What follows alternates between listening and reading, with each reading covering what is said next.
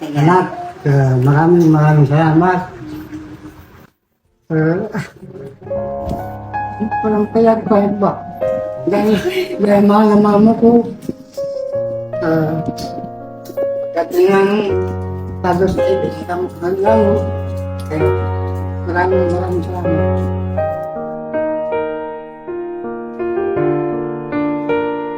Hello mga mima ko!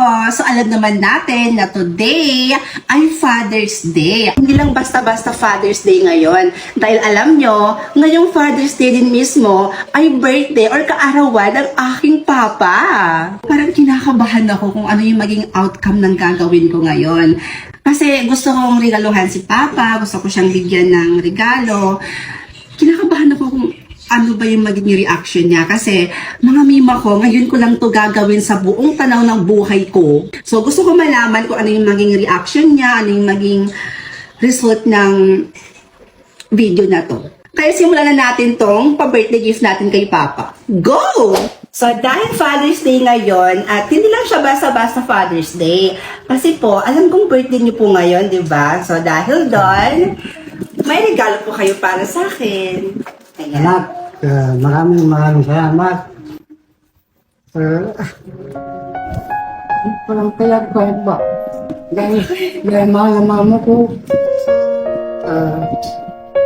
Pagdating ng Father's Day, isang lang. Maraming salamat.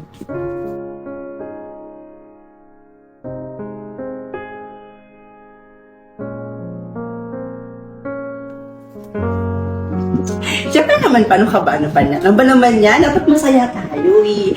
Kasi, Father's Day ngayon, tapos birthday niyo pa, di ba? Para manip na ba yung 2 ways?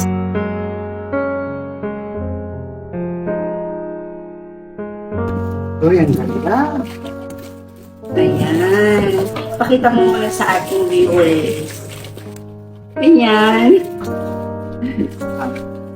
So, may wallet ka na, may relo ka pa, tapos may perfume ka pa, pero yung wallet mo pa parang walang laman. Ano kung say-say ng wallet na to kung walang laman, di ba? Ay, syempre mayroon yan. Kinakamay mo pa. Yan. 1, 2, 3, 4, 5! Yay! Happy birthday! I love you! Lagyan mo na dito pa. Siyempre, kayo yung dahilan kung bakit ako nagtatrabaho ng bonggang-bongga. Kasi kayo yung lakas ko ngayong birthday mo. Ang wish ko po, sana kayo dalawa ni Mama, kasama na si Lola, na mas tumagal pa yung buhay nyo, mas makakasama ko pa kayo. Kung maging successful man ako sa balang araw, ay kasama ko pa rin kayo. I love you, Pa. I love you. Maraming salamat. Happy birthday. Thank you.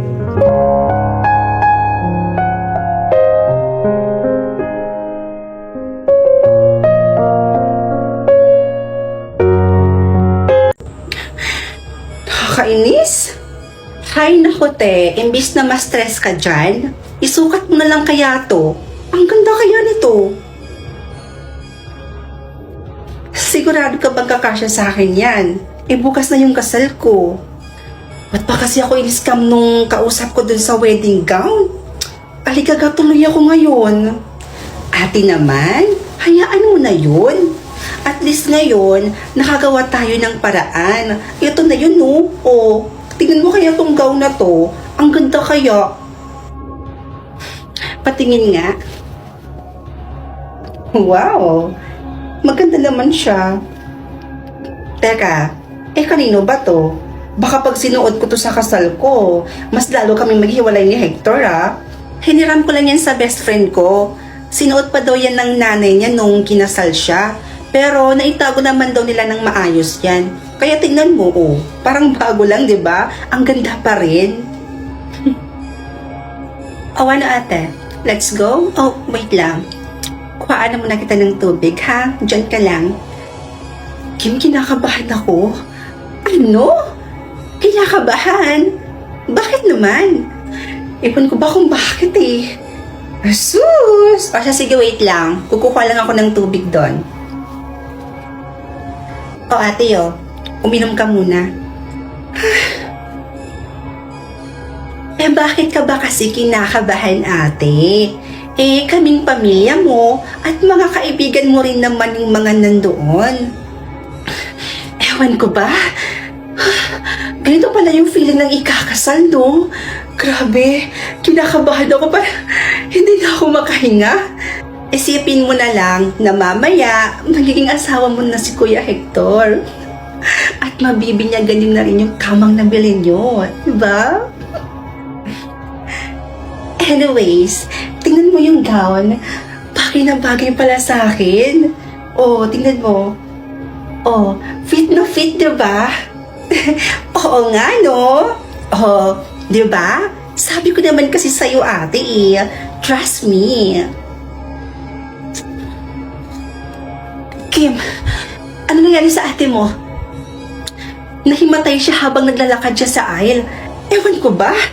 Wala naman siyang sakit Healthy ang ate ko. Tapos ngayon, nasa ICU siya? Ito na nga ba yung kinakatakot ko? Siguro may sumpa talaga yung wedding gown na yun. Ha? Namatay din kasi yung nanay ko habang suot niya yung wedding gown na yun. At balita ko pa, namatay din to yung unang may-ari ng gown na yun. Bakit ngayon mo lang to sinabi? Tsaka bakit pinahiram mo pa? Excuse me, ginawa na namin ang lahat para mailigtas si Miss Fiona. Pero ang bilis kumalat ng lason sa katawan niya. Kaya ikinalulungkot kong sabihin sa inyo na wala na po si Miss Fiona. Nakikiramay po No. ako.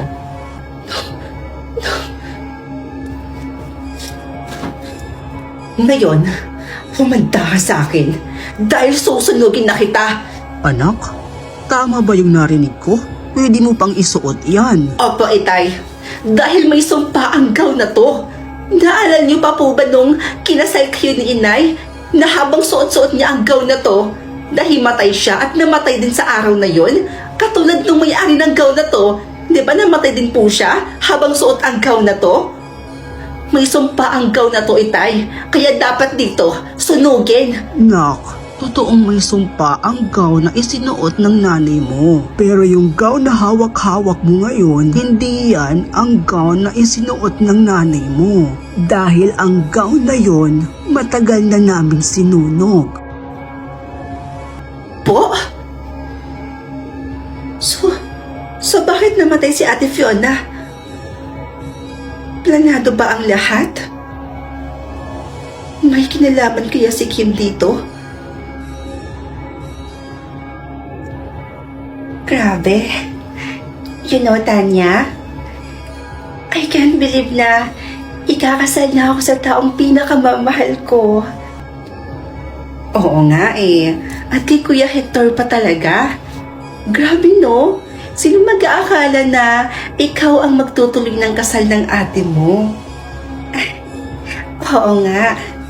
Finally, after 10 years na in relationship kami ni Hector, matutuloy na yung kasal namin.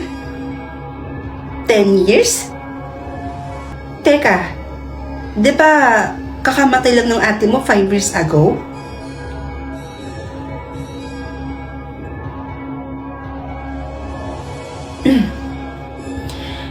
Nakausap ko yung tatay ko nung mga panahong sinusunog ko yung wedding gown na akala ko may sumpa. Pero hindi ito yung wedding gown na yun ang sinuot ng nanay ko sa kasal nila. Dahil yung gown na ginamit ng nanay ko, matagal na pala nilang sinunog. So, ibig sabihin, hindi sa wedding gown ang naging dahilan kung bakit namatay ang ate mo. At nung gabing pagkatapos bawian ng buhay ng ate mo, nakita ko kayong dalawa ni Hector sa hotel na magkasamang magka-holding hands. Kim, magtapat ka sa akin. Tama ba ako ng hinala?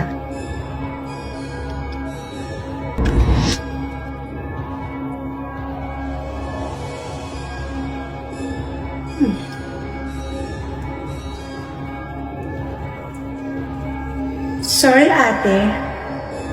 Mas nagmamahalan kami ni Hector kaysa sa'yo.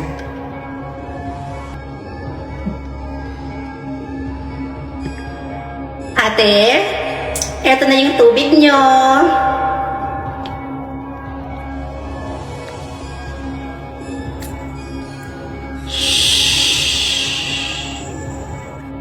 Sinasabi ko na nga ba? Miss Kem, magsisimula na po ang wedding ceremony. I'm coming!